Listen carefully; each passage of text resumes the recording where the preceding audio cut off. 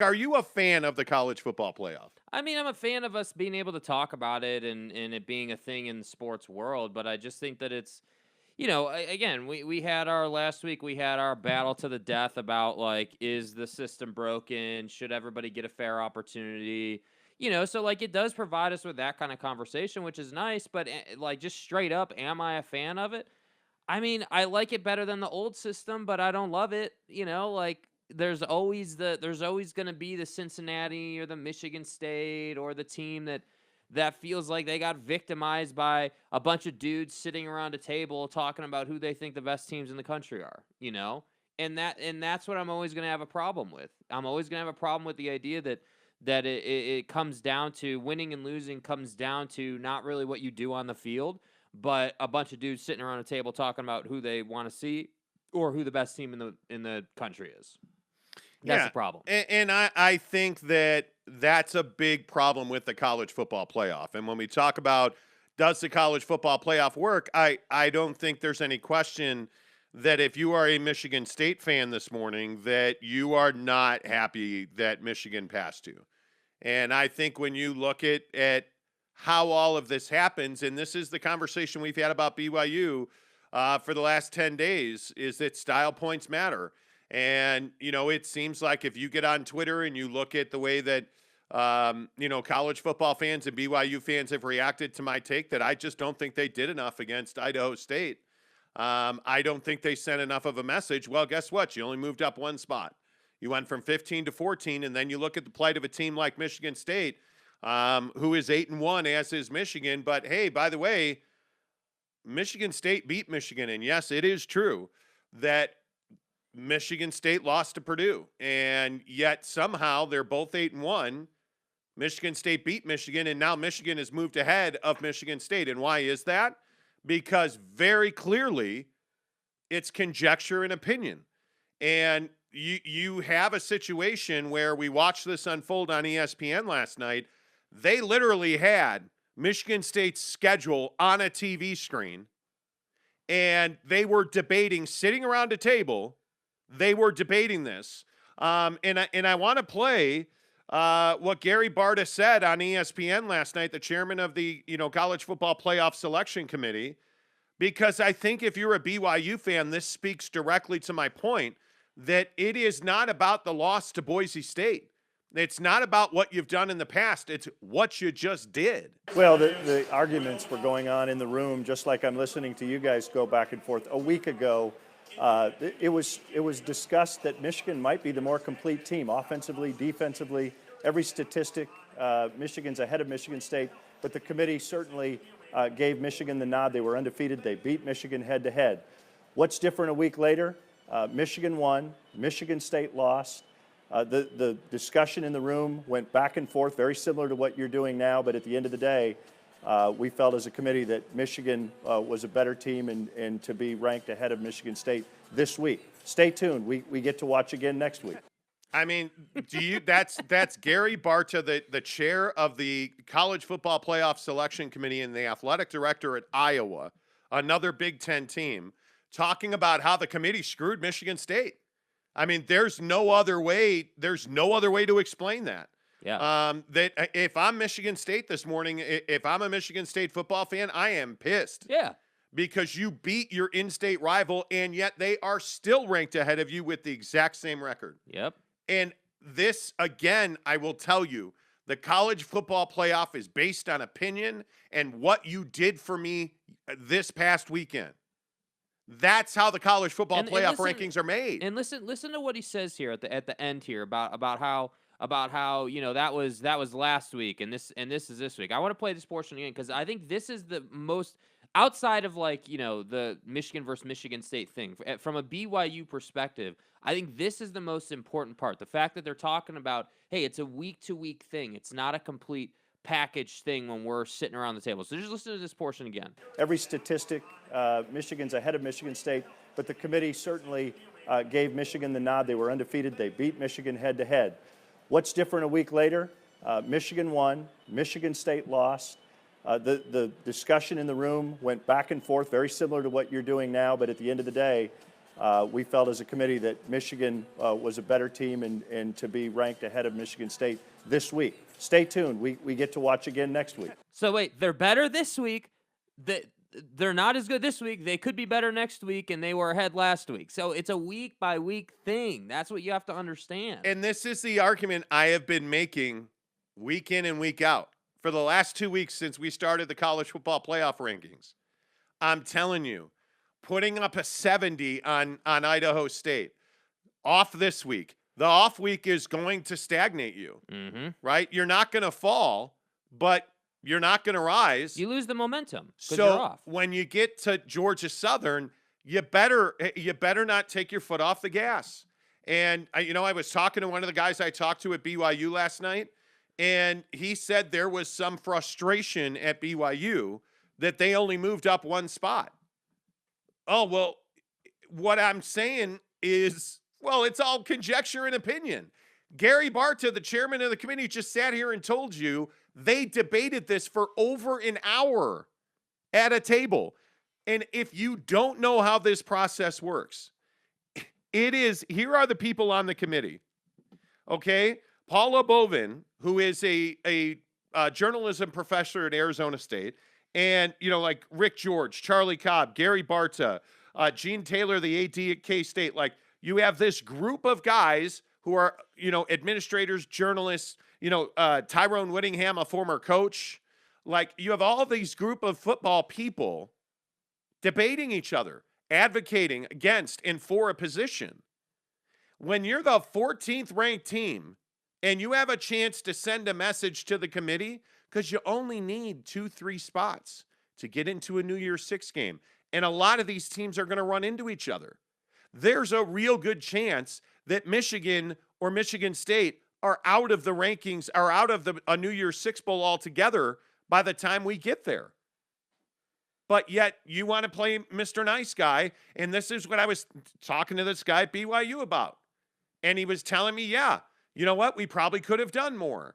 No, you definitely could have done more. And I said, do you think that you should have put on more of a show? And the answer is, well, you if that would have helped, yeah. And guess what? Now you don't have a game this weekend.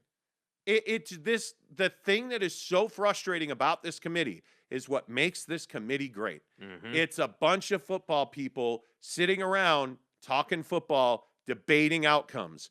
They were sitting there arguing about Michigan State and Michigan with Michigan State's schedule on a TV screen. What do you think they're going to do for 7, 8, 9, 10, 11, and 12? Do you really think these people just sit around and watch football all day long? Do you really think that they just sit in front of TVs and watch every single game all day long Saturday? They don't. They don't. So if you're BYU, you got to understand, you're what I like to refer to as a box score team in terms of the college football committee.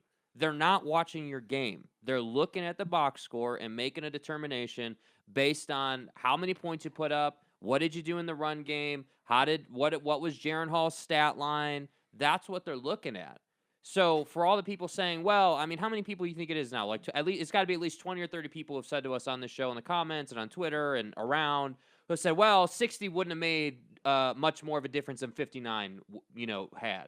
60 wouldn't have helped us much more than 59. Well, Cougar for life, Cougs fan 84 on Twitter. Imagine thinking 11 points will kick BYU out of a New Year's Six versus an FCS team. FCS team. That's ridiculous. Okay, is it?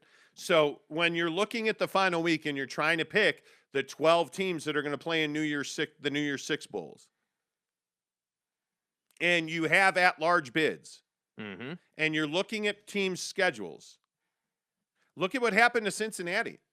Cincinnati sputtering along to end the season here. And what was everybody on the committee talking about? Well, yeah, they're undefeated, but they're struggling to beat Tulsa. So all of a sudden, the ebb and flow is on the wrong end for Cincinnati. So what do you think when you've got a 2-loss BYU team who had a chance to run through Idaho State and Georgia Southern before beating USC and getting their 6th P5 win? You don't think that this is meaningful at all. When you know already that Michigan State got already backslid, even though they beat the team in front of them because they lost to Purdue. Come on. This is opinion and conjecture. Yeah. This is a fashion show. That's what I'm trying to tell you. And I know that people get all hot and bothered about it, but I'm telling you, the college football playoff, you can't change it today. It needs some tweaking, there's no doubt. But you're not going to change that today, so you better play the system to get you in. And if you look at Utah's 24th all of a sudden. Mm-hmm. And Utah's got big games every week on their schedule, and you don't think that that's...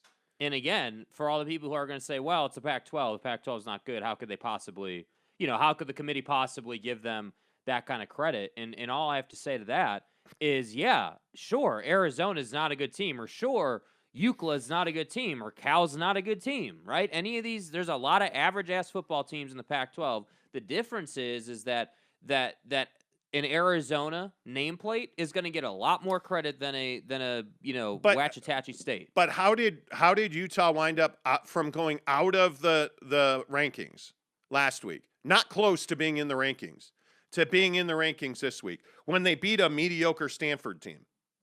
How did that happen? Oh, I know how it happened, because they beat Stanford, another Pac-12 team that's nationally respected, 52-7. They made a statement. Devin Lloyd made the play of the week. On the road. They made a statement. Yeah. They beat Stanford 52-7 in a Pac-12 game. And by the way, on the road. By the way, if memory serves, I could be wrong, but if memory serves, UCLA lost to Stanford on the road, and I want to say Oregon lost to Stanford on the road as well. Yes. Right? So those losses are helping Utah.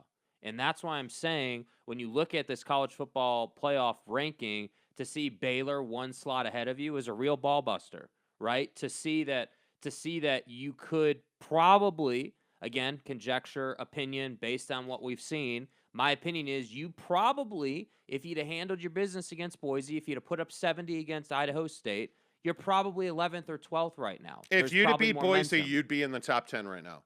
If BYU had beaten Boise, they would be in the top 10 right now. Yeah. There's no doubt about it, because what has the committee told us?